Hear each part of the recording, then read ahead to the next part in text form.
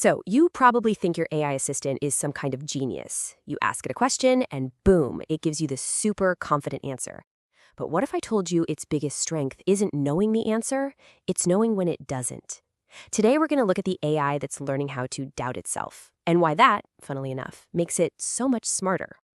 All right, here's how we're going to break this down. First, we'll talk about what we think AI does. Then, we'll see where that whole idea completely falls apart. After that, we'll dive into a new, much smarter way for AI to think. And finally, we'll look at why this is such a huge step toward building an AI we can actually trust. Okay, so let's kick things off with the mental model most of us have in our heads when we use an AI. It feels really straightforward, almost like magic. But have you ever really stopped to wonder what's happening behind the curtain? You know, when you type in a question, where does that answer actually come from? Is the AI just thinking really, really hard? The common view is pretty simple. We ask a question, and the AI, this massive all-knowing brain, just processes it and spits out the perfect answer. It seems so clean and direct. But that's not really the whole story. A much better way to think about it is to imagine the AI isn't a genius, but more like a super fast librarian. There's a technical name for this. It's called retrieval augmented generation, or just RAG for short. The AI doesn't actually know everything. Instead, when you ask it something, it zips over to a huge digital library, think all of Wikipedia, finds some relevant info, and then uses that to generate its answer. For a long time, this has been the standard way of doing things. But this is exactly where our simple little models starts to crack. I mean, what happens when our super fast librarian gets a little sloppy? What if it grabs the wrong book off the shelf? You see, this total reliance on its library creates a hidden but absolutely critical flaw. The entire system's success hinges on the quality of the books it pulls from the shelves. If the information it retrieves is wrong, well, the answer it gives you is going to be wrong too. And this slide is a perfect example of that failure in action taken right from the research. A user asks about a movie that doesn't exist, Death of a Batman. The AI librarian rushes off, finds a document about the 1989 Batman movie, sees the name of a screenwriter, Ham, and confidently presents Ham as the answer. See? It's an answer, but it's an answer to a totally different question. The AI isn't trying to lie. It's just been misled by totally irrelevant information. This whole phenomenon has a name you've probably heard: AI hallucination. It's when the AI serves up an answer that sounds totally plausible, but is just factually wrong or complete nonsense. And the most important part to get is why it happens. It's because the source material, the documents it found, was garbage. Garbage in, garbage out. This is the big problem that needs a solution. So how do you fix a librarian that blindly trusts every book it finds? Well, you teach it a very human skill: skepticism. And this is where a brand new, much smarter system comes into play.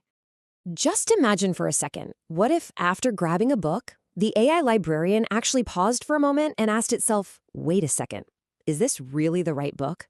Does this information truly answer the user's question? That one moment of self-correction changes absolutely everything. This new framework is called Corrective Retrieval Augmented Generation, or CRAG. And at its core is this little component called an evaluator. You can think of it like a tiny built-in fact checker. Before the main AI is even allowed to see the documents, this evaluator gives them a quick quality score. It's basically a gatekeeper for information. So this slide lays out the process, and it's actually really elegant. First, it retrieves documents, just like the old model. But then comes that crucial new step. It evaluates the quality. And based on that evaluation, it chooses an action. Only after taking that corrective action does it finally generate the answer. And this is where the magic happens. The evaluator has 3 big moves it can make. If it sees the information is correct and relevant, it doesn't just pass it along. It refines it, stripping out all the noise and focusing only on the key facts. Now, if the information is clearly incorrect, it does something kind of radical. It just throws the documents away entirely and turns to the web for a completely fresh search. It knows when its own library has failed it. And if things are a bit ambiguous, maybe some info is good, some is bad, it takes a balanced approach, combining the best parts of what it found with a new web search. This workflow diagram here shows the whole system in motion. You can see the question coming in, the documents being pulled, and then that critical fork in the road controlled by the evaluator. It's not a straight line from question to answer anymore. It's this dynamic, adaptive process that actually corrects itself based on the quality of info it finds. And this web search capability, that's the ultimate safety net. The research paper calls it a strategic extension. When the AI realizes its own static, limited library just isn't going to cut it, it has permission to go out into the vast, constantly updated world of the internet to find a better answer. It knows what it doesn't know, and this is the key, it knows where to look for help. Now, all this sounds pretty impressive from a technical standpoint, but why should you really care?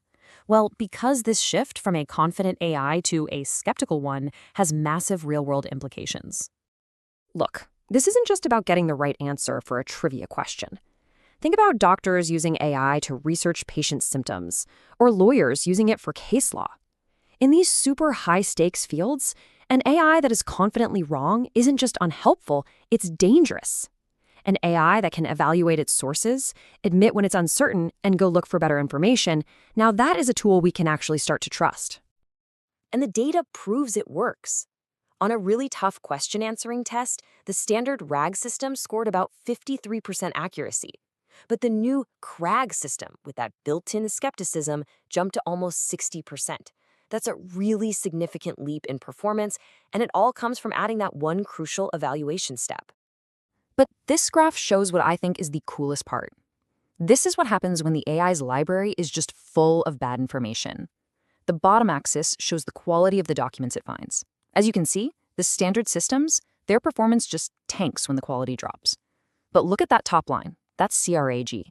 Its performance goes down, sure, but way, way more slowly. It's more robust. It's just better at handling the messiness of real-world information. So, if you take one thing away from all this, let it be this. The goal is no longer to build an AI that just spits out answers.